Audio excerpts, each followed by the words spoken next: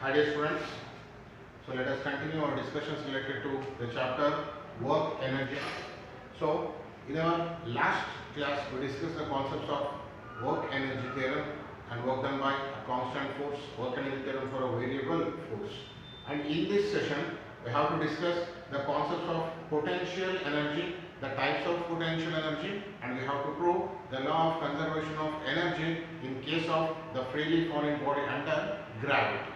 So already we know about the mechanical energy, where the mechanical energy is considered to be the sum of kinetic energy and potential energy, and we know about the kinetic energy where we have also derived the expression for kinetic energy, that is half mv square. So now we have to think of the potential energy. What is potential energy means? The energy possessed by a body by virtue of its position or because of configuration. That energy we are calling it as a potential energy. With examples we can clearly understand the definition of the statement related to the potential energy. We are going to store the water in a dam. As the amount of stored water increases, that means the height of the water level increases, we are going to say the potential energy is increasing. That means because of its position, it is going to acquire some energy, and that energy is called as potential energy. So if I am going to place this object at certain height, because of its position, it is going to acquire some energy in the stored form, and that we are calling it as a potential energy. The potential energy is a stored form of energy, and this energy will be possessed because of its position or configuration.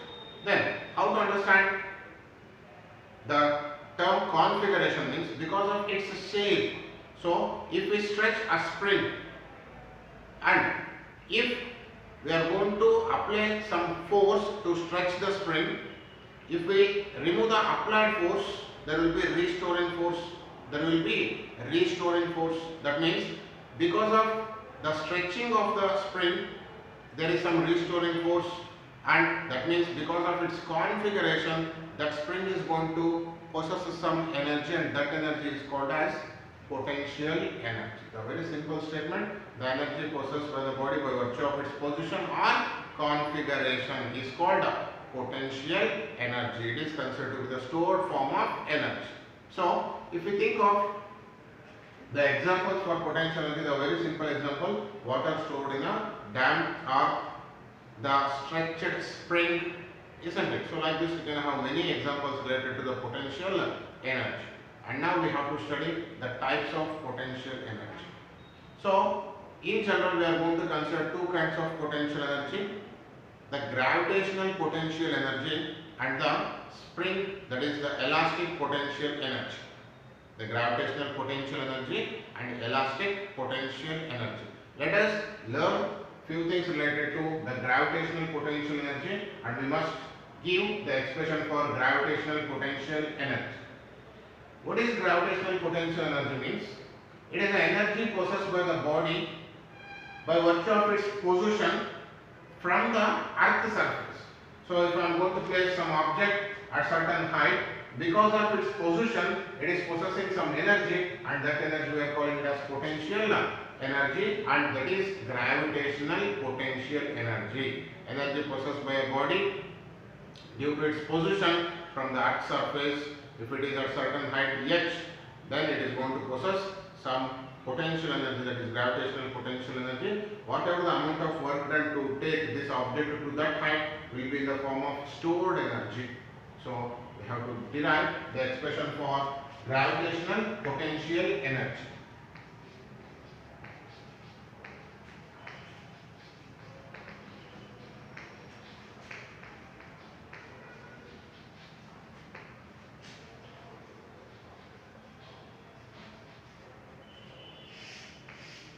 Yes, let us consider the body of mass m, which is taken to the height h above the earth surface, and there is the acceleration due to gravity acting on that body, and that acceleration due to gravity is g. We know that whatever the work we are doing in order to take that body to that height, that is the work done will be stored as a potential energy. So we have to consider that work in general, it is the product of force and displacement. Here the displacement is in vertical direction. So I am going to write it as F into H, where F is the force and H is the vertical displacement. So we know that W is a dot product of force and displacement. This can also be defined as F cos theta into H. We are going to write W is equals to F cos theta into S, where F cos theta is the component of force along the displacement. We have studied all those things, but just once recall those things and this will be very familiar for you people. W is equals to F cos theta into H, where F is the force applied. So we are going to apply the force in upward direction and displacement is also taking place vertically upwards. Therefore, this theta becomes 0. Theta value here it becomes 0. What is cos 0? 1. Therefore, we got W is equals to F into H. How much of force we have to apply to lift that body? And that force must be equals to the weight of the body. So, whatever the force we are applying to lift that body to the height H, and that force must be equals to its weight, and that weight, that is F is equals to M into G. And finally we got W, that is equals to V, where V is considered to be the gravitational potential energy. Whatever the work done, that will be stored as gravitational potential energy. So we got it as, instead of F, we have to write M, G, and the displacement is H. So the expression for gravitational potential energy is M, G, H. It is very important to consider this gravitational potential energy with respect to the gravitational force. We can write the gravitational force F is equals to minus dV by dH. F is equals to minus dV by dH. That negative sign indicates that the gravity is acting downward direction. The gravitational force is acting vertically downwards. So we have got the gravitational potential energy expression, that is V is nothing but mgh. Therefore we are going to have F is equals to minus d by dh of mgh. So m is constant, d is constant, so we are going to get minus mg, where differentiation of h with respect to h is equals to 1. dh by dh is equals to 1. So the gravitational force acting vertically downwards, hence we can give the relation between the gravitational force and the gravitational potential energy. F is equals to minus dV by dH, or we can consider F is equals to minus dV by dx, where x is the displacement. Where x is the displacement. Yes. So next to that gravitational potential energy, now we have to move on to the concepts of conservative force and non-conservative force. What are conservative forces? What are non-conservative forces? And we must know about the examples of conservative force and non-conservative force. Let us first study about conservative force.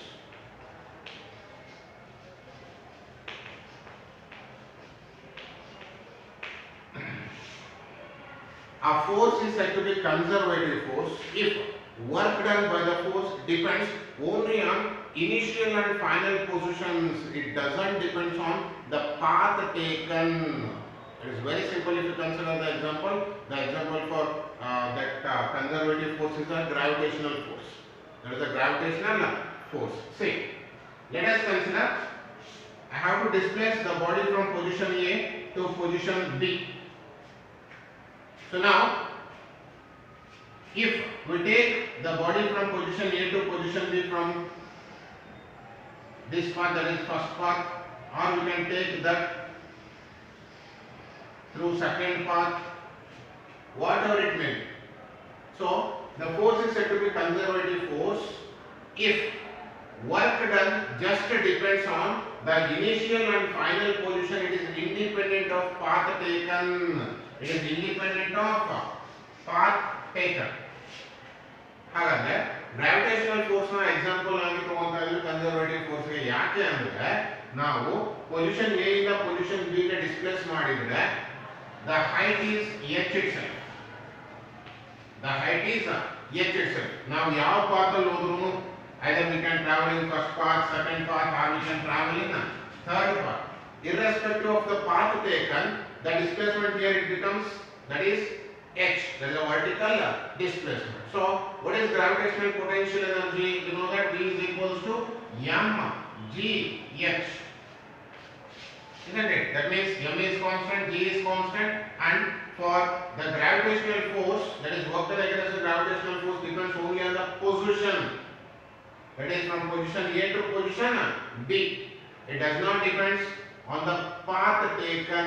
It does not depend on the path taken. So such forces are considered to be conservative forces. The forces in which work done depends on initial and final position, independent of path taken. It is independent of path taken. Such forces are called conservative forces. Let us know about non-conservative forces. Non-conservative force. See, non-conservative force, the example is frictional force.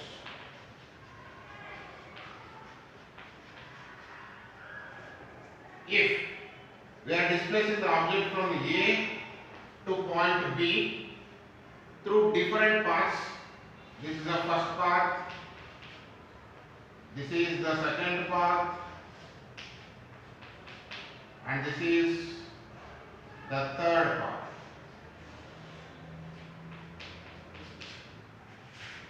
The forces are said to be non-conservative if work done by the force depends on the path taken. Work done by the force depends on path taken. So here we are not considering the initial and final points. We are depending on that path taken. See, if we take the first path to distribute the displacement of the body from A to B through the first path, then the path in which the friction is less. The friction is less, because friction, it is the contact force which opposes the motion of the body. So here the displacement is, distance traveled is less, so friction is less. In second path we are traveling more distance, so more friction will be there. And in the third path we are traveling through the third path where distance is still more, therefore frictional force is very much greater. So the frictional force depends on the path taken. It does not only depends on the. After studying the conservative force and non-conservative force, now we have to move on to the concepts of conservation of mechanical energy. See, just now we came to know what are conservative forces and non-conservative forces. Here, work done by the force depends on initial and final position, irrespective of path taken. So that force is called conservative force. Non-conservative force, the forces in which work done depends on the path traced by the body, then that force is said to be non-conservative force. And now we have to prove the conservation of mechanical energy. And the conservation of mechanical energy takes place if work is done by the conservative force. The work is done by conservative force. So obviously we know the conservation of energy, right? Energy can neither be created nor be destroyed. Just energy can be converted from one form to another form. So we can prove the law of conservation of mechanical energy, so that if work is done by conservative force, then the total mechanical energy is said to be conserved. So we have to prove that law of conservation of mechanical energy by considering the freely falling body under gravity. The freely falling body under gravity, because the gravitational force is conservative in nature. So let us move on to the proof for the conservation of mechanical energy in case of freely falling body under gravity.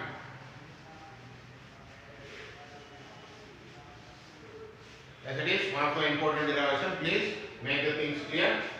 Conservation of conservation of mechanical energy. Conservation of mechanical energy. Yes. So we already know that mechanical energy is the sum of kinetic energy and the potential energy.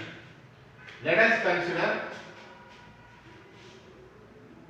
the body is initially at a height h from the earth surface. So the initial position, let us call it as position A. At this position A, the body has a total height h from the earth surface. Therefore, at position A, it is at rest. It is at rest. So, because of its position above the earth surface and it is at rest, it is going to possess what kind of energy? Potential energy. And its kinetic energy will be 0. Why the kinetic energy is 0? Because the body is initially at rest. Now, let us allow the body to fall freely under gravity. So, it starts to move downwards. Let us consider one more intermediate position. Let B be the position of the body which is located at a distance x from the earth surface. At second position, we are considering the body is located at position B which is at a height x from the earth surface. So what about the displacement between A and B now? That displacement between A and B now it is becomes h minus x, because the total displacement is h, and from position B to, let us consider the last position that is on the surface of the, that is position C, and this height is x and the initial height is h. So this height between the A and B will become h minus x. So the body is allowed to fall freely under gravity. It is vertically falling downwards. It is vertically falling downwards. And our intention is to prove the law of conservation of mechanical energy. So mechanical energy means at each and every position we have to consider the total sum of potential energy as well as kinetic energy. So let us focus on the first position. At position A, that is at first position, since the body is at rest, so it is possessing potential energy. What about its kinetic energy? 0, because the body is at rest. So since the body is at rest and it is situated at a height of h from the surface, so its potential energy, I am going to consider the potential energy is equals to mgh, that is gravitational potential energy. And what about the kinetic energy? So at position A, the kinetic energy is said to be 0. So the total mechanical energy, you can get the total energy is equals to potential energy plus kinetic energy. So we got the total mechanical energy is equals to mgh plus 0, just we left with mgh, and that is our first equation, that is the total mechanical energy at position A. Let us consider the second position where the body is allowed to fall freely under gravity. So we are considering the intermediate position before reaching the ground. So initially it is possessing maximum potential energy. As we allow it to fall freely, that potential energy will get converted to kinetic energy, and at position B it has both potential energy and kinetic energy because it is situated at a height x from the earth surface. So it is going to possess potential energy because of its position, and it is falling freely under gravity. That means it is in motion. That means it is going to possess kinetic energy also. So it is very important to be focused while getting the total mechanical energy at position B. So at position B, what we can write for the expression of potential energy, that is gravitational potential energy, which is at a height x, right? Therefore potential energy is equals to mgx, that is a gravitational potential energy. Initially the body is at rest. Therefore, its initial velocity u is equals to 0. And now the body is displaced from position A to B and the displacement is h minus x. What is the displacement we got? H minus x. Therefore, let us consider the displacement, that is S is equals to h minus x. S is equals to h minus x, that is the displacement. So we have the initial velocity 0, we got the displacement, and we have to find the velocity at position B, that is the final velocity. We have to make use of one of the kinematic equation, because after getting potential energy now we are thinking of kinetic energy. So we have considered the body of mass m, which is freely falling under gravity. So mass goes there. Now we have to think of its velocity. So the velocity at position B can be obtained by kinematic equation, that is v square is equals to u square plus 2a s. Initial velocity is 0, so u value is 0 plus 2 into a is acceleration. Here the vertical motion is taking place, therefore this a is replaced by g, and displacement is h minus x. H minus x. So we got v square value, and the v square value is 2g of h minus x. 2g of h minus x. So we got kinetic energy, that is equals to half m v square. Half m v square. Therefore, what is the expression for kinetic energy we obtained? So kinetic energy is equals to half m, instead of v square what we have to write? That is 2g of h minus x, because we got v square is equals to 2g of h minus x. So instead of v square I am writing it as 2g of h minus x. So 2 will get cancelled, just we left with mg of h minus x. It will be mgh minus mgx. mgh minus mgx. So we have to get total energy at position B, that is the sum of potential and kinetic is total mechanical energy. Therefore, total energy at position B is equals to potential energy plus kinetic energy. What is potential energy at position B? We have mgx. mgx plus kinetic energy at position B, mgx minus mgx. mgh minus mgx. So mgx minus mgx will get cancelled. The total energy at position B is also mgh. Let us call it as equation 2. So equation 1 and equation 2. You can observe that we are going to have the same equation. That means energy at position A is same and energy at position B is also same. Let us consider the final position, that is position C on Earth surface. On Earth surface. So as soon as the object which is freely falling under gravity reaches the Earth surface, its potential energy becomes completely zero, because it is on the surface of the Earth. We can have potential energy only if it is going to be at a certain height from the Earth surface. But at third position, it is reaching the Earth surface, so its potential energy will be zero. So we can consider at position C, the potential energy will be equals to zero, or we can say the potential energy will be completely gets converted to kinetic energy. So we have to find kinetic energy at position C. What is the expression for kinetic energy we have?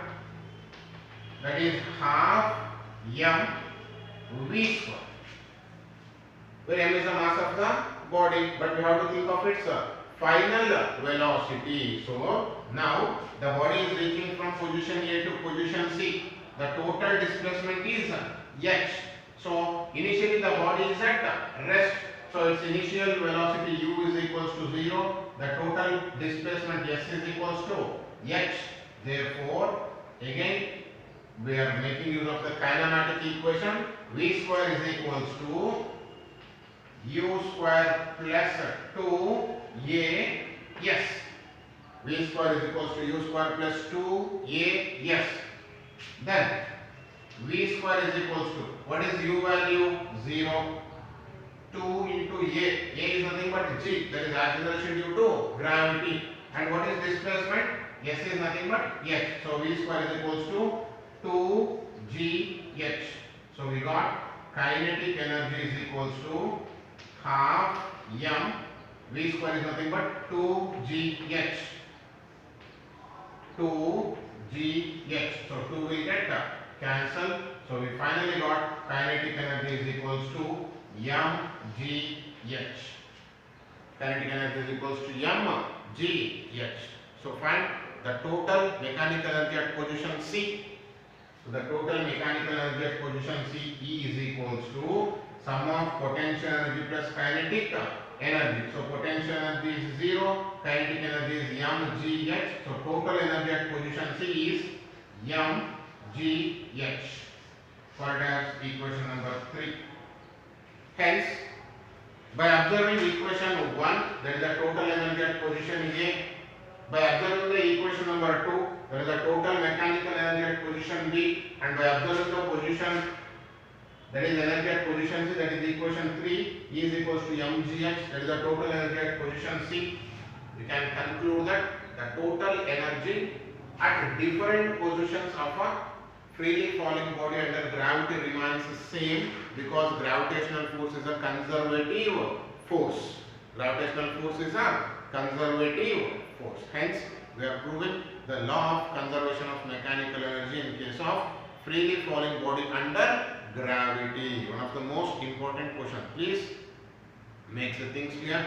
And I have given some different derivation in the notes, but you can prefer this one only, and which is easier to derive. Okay, just focus on these things.